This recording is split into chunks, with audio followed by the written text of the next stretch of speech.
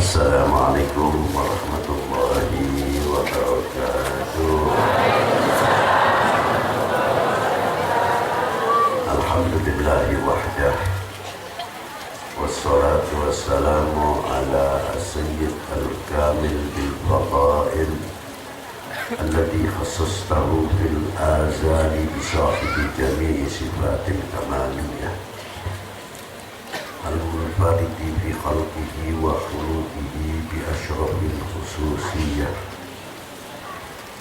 an-nabiyyil ummi al-maktubi baina katifaihi khawatamin nubuwah al-habibil alil qadril azimil jah wa lam yakhluqil khallaqu khalqan mithlah la qablahu wa la ba'dahu afdal minhu wa akram manzilatahu inda hadrati sultanil mamlakatil ahadiyah wa ja'altahu wasifatan ulma li ahli la ilaha illallah Sayyidina Muhammad Rasulullah sallallahu alaihi wa ala alihi wa sahbihi fi kulli lamhati wa nafasin adada ma wasi'ahu ilmullahi amma ba'du.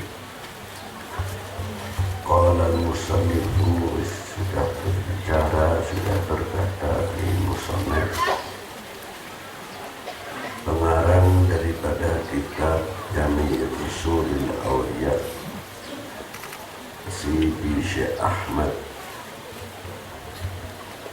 Riwikri atau Ramitani menerangkan beberapa hal tentang ilmu hakiki yang dimiliki kedua insan yang dipilih oleh Allah Subhanahu wa Ta'ala. Bagaimana Allah Ta'ala memberikan fadail, keutamaan yang diberikan kepada para nabinya jelas berbeda.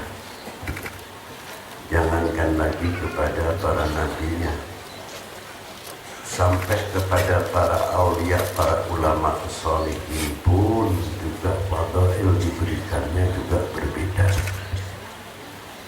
Sampai kenikmatan apa yang diberikan kepada kita semua hari ini sampai yaumul qiyamah tidak akan ketemu lagi nikmat seperti hari ini, walaupun Jumat Kliwonnya tidak berubah, nama Jumat dan nama Kliwon. Si Kliwon sendiri, Jumat juga sendiri. Kenikmatan demi kenikmatan setiap menit, setiap detik, setiap jam berganti-ganti, semuanya itu tidak akan kita menemukan sampai ila yaumil qiyamah. Karena apa? Begitu agungnya rahmatnya Allah Ta'ala, begitu agungnya fadlnya Allah Subhanahu wa Ta'ala. Allah Ta'ala apabila memberikan keistimewaan seperti contoh yang kecil, tapi kita akan mengalami semuanya nanti. Apa diantaranya kita diberi tawasul oleh Allah Ta'ala. Kelak manusia akan menghadapi timbangan atau mizannya Allah Subhanahu wa Ta'ala. Kalau kita bertanya secara tauhid, Allah Ta'ala tidak tanduk kepada sesuatu apapun. Memberikan timbangan kelak amalnya seseorang akan ditimbang bukan berarti Allah Ta'ala tidak mengetahui apa amal yang telah diperbuat oleh manusia. Dan manusia setiap hambanya yang soleh akan mendapatkan satu imbalan atau pahala. Pahala diberikan kepada hambanya itu fadl dari Allah Subhanahu wa Ta'ala. Kita bisa menjalankan amal yang soleh juga tidak terlepas itu dari fadlnya Allah Subhanahu wa Ta'ala. Dalam dunia tasawuf sampai akhirat pun tasawuf maqamatil ananiyah, akuisme atau ego juga di hadapan Allah Ta'ala pun, supaya kita tidak mempunyai ananiyah, maka diberi timbangan itu sendiri oleh Allah Subhanahu wa Ta'ala supaya tahu Kalau Allah Ta'ala maha mengetahui, maha mengerti, tapi hambanya tidak mengerti. Kalau kita sudah merasa setiap malam mungkin satu tahtimul Quran, atau 2 kali khatamul Quran, atau dengan bacaan-bacaan yang mendekatkan diri kita kepada Allah Subhanahu wa Ta'ala, terkadang kita sendiri lupa bahwa pendekatan diri kita ke hadapan Allah Subhanahu wa Ta'ala, kita bisa bangun malam, kita bisa membaca Al-Quran, kita bisa membaca tasbih, kita bisa membaca tahmid, kita bisa membaca dan lain sebagainya, tarekoh perjalanan untuk menuju dekat kepada Allah. Tapi terkadang sifat lupa kita ini selalu mengiringi kita, bahwa pendekatan kita, dekat kita kepada Allah itu karena fadlnya kita lupa.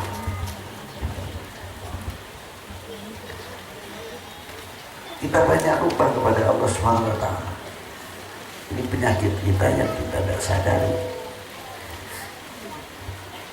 Munculnya apa? Aku yang muncul. Saya sudah bisa begini, saya sudah merasa bisa begini, saya sudah mampu begini. Keakuan itu tidak diiringi karena itu adalah fadl dari Allah Subhanahu wa Ta'ala.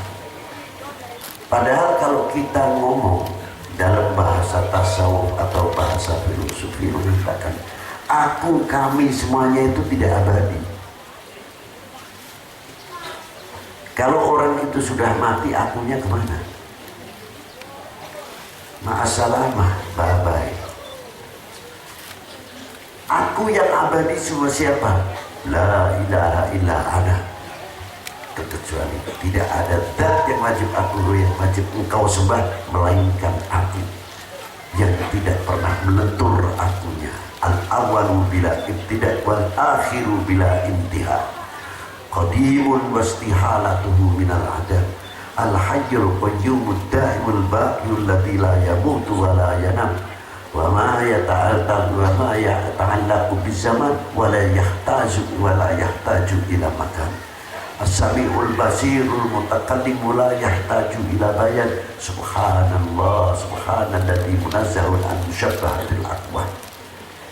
Maha sempurna Allah Subhanahu wa Ta'ala.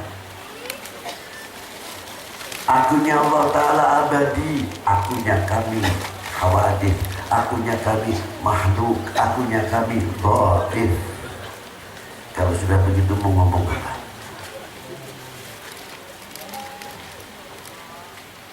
Justru dengan keakuan yang bisa menghilangkan di hadapan Allah Subhanahu wa Ta'ala, justru disitulah pintu mustajabah dari Allah Subhanahu wa Ta'ala, karena membuat sifat akunya, bahwa orang itu, hamba itu merasa bahwa dirinya fakir indal maulal azim. Fakir. Ya Rabb, ja'una bibabika, kami datang ke pintumu ya Allah. Wa fakiruka bibabika ya Rasulullah, wa fakiruka bibabika wa bifanaika ya Allah. Miskin yang ada itu.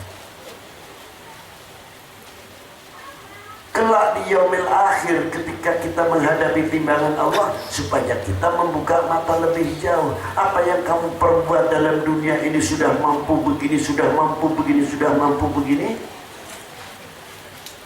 ditimbang, supaya kalian kita ini mengetahui keagungan Allah SWT, fadlnya Allah Ta'ala yang diberikan kepada kita. Dengan muamalah yang kita amalkan, amal soleh ketika kita di dunia, untuk menggapai mengetahui rahmatnya Allah Ta'ala. Ternyata amal kita setelah ditimbang, kita mengetahui dengan mata kepala sendiri, belum apa-apa dengan besarnya rahmatnya Allah Ta'ala yang diberikan kepada kita. Bagikan satu ujung rambut yang paling kecil di lautan, di tengah-tengah lautan, gak ada artinya apa-apa. Mau mengaku lagi? Panah. Ma'asyiral muslimin rahimakumullah. Begitu pula bagaimana perjuangan para anbiya terdahulu. Bagaimana bagaimana Nabi Allah Nuh menghadapi perjuangannya pada waktu itu. Yang paling berat ketika berhadapan dengan anaknya sendiri. Ketika berhadapan dengan anak, terkadang ini tarbiyah untuk kami semuanya. Untuk tarbiyah untuk kami semuanya. Maaf saja mungkin omongan saya mungkin agak pedes sedikit. Saya mencontohkan diri saya sendiri. Saya tidak mau mencontohkan orang lain. Buat apa kita orang lain tidak tahu. Tapi semoga tidak terjadi. Apa di antaranya? Kita bisa mengajar di lingkungan yang didatangi oleh ribuan, oleh ratusan orang, dengan memberikan fatwanya yang luar biasa, dengan keindahan tutur kata, dengan bacaan-bacaan kitab yang telah ditalif oleh para ulama salihin al-arifin. Dan begitu enaknya kita menasihati dan sebagainya. Tapi ketika kita berhadapan dengan anak sendiri yang kebetulan tidak mentaati peraturan orang tuanya, mungkin lebih mudah kita mengajar dengan jumlah yang sekian banyaknya daripada kita menghadapi anak sendiri. Itu cobaan yang paling top, memerlukan kesabaran. Di antara yang paling hebat apa di antaranya? Ingin tahu? Ingin tahu tidak? Benar. Tapi jangan tersinggung. Kiai kok anak enakan. Gengsi dong mau nasihati anaknya. Udah gimana? Oknumnya jadi oknum gimana? Takut kalau nama kita jelek, takut kalau kita nama begini, kita perang dengan nafsu kita sendiri karena faktor anak. Ini tidak sadar, dihantui melekat pada diri hati kita masing-masing. Wah, ini aduh, kita takut malu. Anak kita ini malu kepada siapa? Malu kepada manusia, itu tidak malu kepada Allah Subhanahu wa Ta'ala. Jadi tantangan, gengsi dan sebagainya. Itulah diantara yang dihadapi Nabi Allah Nuh dengan anaknya yang namanya Kan'an. Tapi Nabi Allah Nuh mampu melepaskan kulbinya dari pengaruh-pengaruh siapa saya, berjuang terus, tidak ambil pusing mau dikatakan apa oleh umatnya. Bahkan terkadang kita ini hanya memberi contoh, mengambil contoh, tapi terkadang salah. Untuk menutupi aibnya sendiri, lalu memukul orang lain, atau mengatakan orang lain, atau mengambil contoh orang lain. Contohnya apa? Tuh buktinya anak Nabi Nuh saja nakal, apalagi anak kita.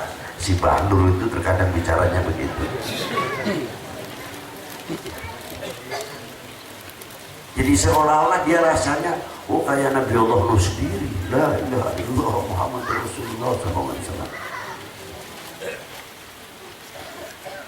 Ini untuk anaknya Nabi Allah Nuh, untuk meningkatkan martabat ayahnya yang luar biasa. Ulul azmi hanya 5. Dari mulai Nabi Allah Nuh, Nabi Allah, Ibrahim, Khalilullah, Musa, Kalimullah, Isa, Ruhullah, Muhammadun, Habibullah.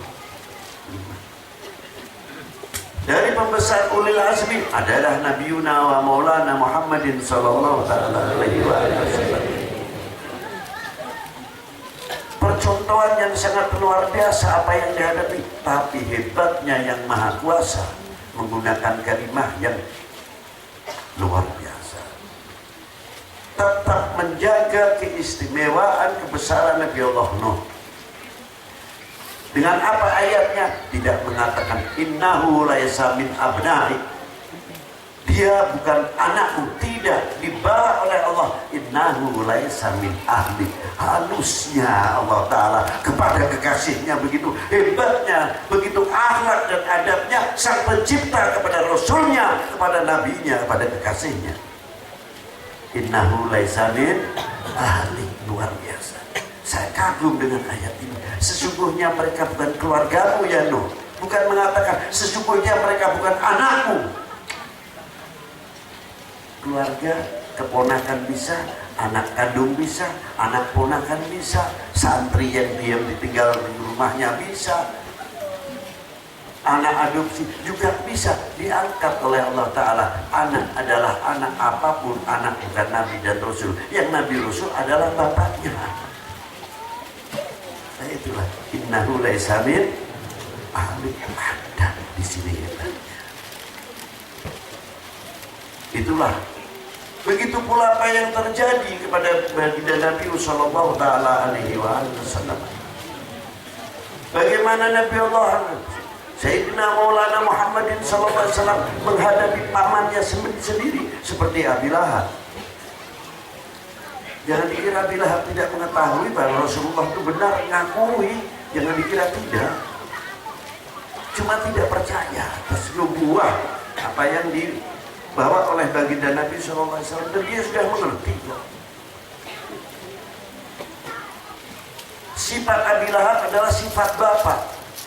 Bagaimana Rasulullah akhlaknya dan adabnya menghadapi pamannya yang begitu, dengan penuh kesabaran dan luar biasa.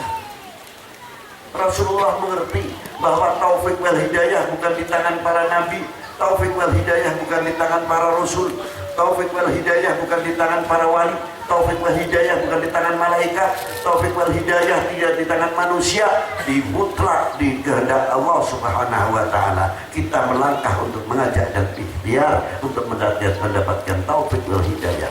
Kalau saya bisa memberikan taufik wal hidayah, orang kesuwen sak Pekalongan Islam kabeh, orang angel-angel.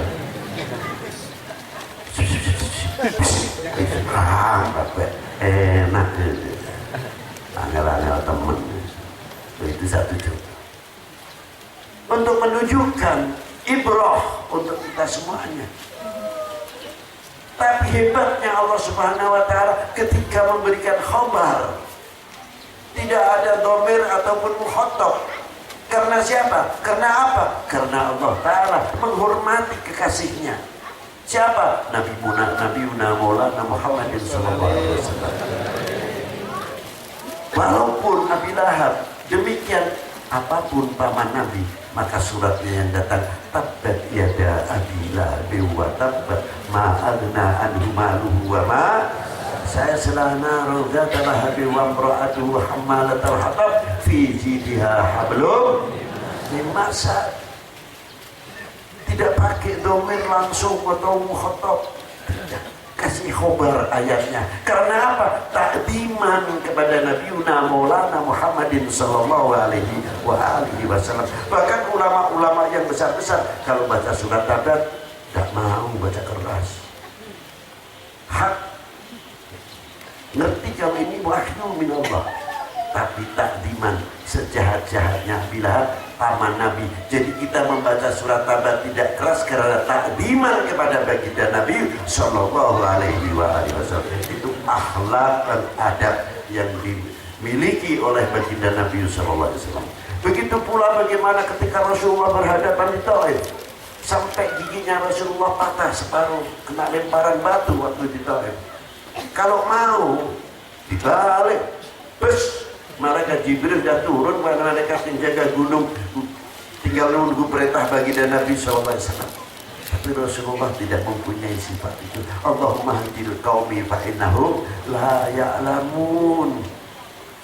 Bukan kayak ngebom sing sakit satu, yang diincar satu, yang mati pirang-pirang. Dengan malaikat saja Rasulullah kena batu saja mau dibalik, Rasulullah tidak boleh. Loh, itu luar biasa. Sebetulnya kita banyak bercermin kepada akhlak Nabi SAW. Kehidupan kita sehari-hari kita bercermin kepada Rasulullah. Kita mau begini selalu kelihatan dengan Rasulullah SAW. Lihat sunnah-sunnahnya Rasulullah, sebagainya dan sebagainya dan seterusnya. Wassalamualaikum warahmatullahi wabarakatuh.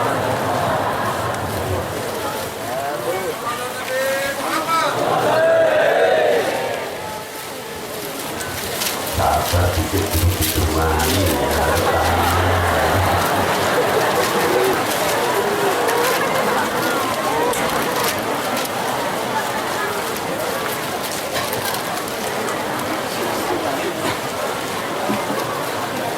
Bismillahirrahmanirrahim. Allahumma وملا تغتفي عظمتك دون الخطباء وعلوت بعظمتك على العظماء وعلمت ما تحت عرشك كعلمك بما فوق عرشك فكانت وساوس صدورك العلانية عندك وعلانية القول تسر بعلمك وقاد كل شيء بعظمتك وخضعت كل لسلطان سلطانك وصار أمر الدنيا والآخرة كله بيدك وجعلني من كل هم وغم أصبحت أمسيت فيه فرجا ومخرجا اللهم إنا عفاك عن ذنوبي وتجاوزك عن خطيئتي وسترك على قبه عملي أطمعني أن أسألك ما لا يستوجبه منك مما قصرت فيه أسألك آمنا وأسألك مستخلصا فإنك المحسن إلي وأنا المحسن المسيء لنفسي فيما بيني وبينك تتودد إلي بنعمك وأتبغض إليك بالمعاصي ولكن ثقة بك حملتني على الجراءة عليك فجد بفضلك وإحسانك علي إنك أنت التواب الرحيم فإنك قلت وقولك الحق الله لطيف بعباده يرزق من يشاء وهو القوي العزيز يا لطيف يا خبير يا حبيب يا لطيف يا خبير يا حبيب يا لطيف يا خبير يا حبيب وصلى الله على سيدنا محمد وعلى آله وصحبه وبارك وسلم. Alhamdulillahirrahmanirrahim. Kita bacakan Fatihah untuk saudara-saudara kita yang sakit, khususnya anak tadi yang sakit. Semoga sehat walafiat, panjang umur. Saudara-saudara kita yang di rumah sakit atau yang di rumah,